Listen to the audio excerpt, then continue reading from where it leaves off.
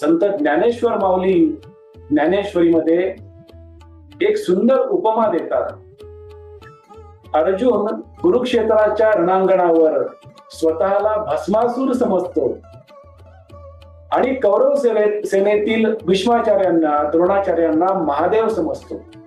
संत ज्ञानेश्वर माऊली म्हणतात की अहो भगवान श्रीकृष्णा, भस्मासूर कधी महादेवावरती हल्ला करू शकतो का?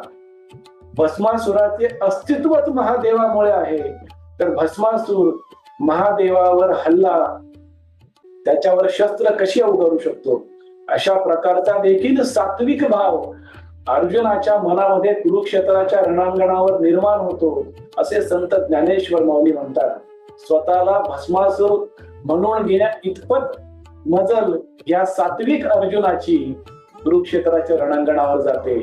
अशा प्रकार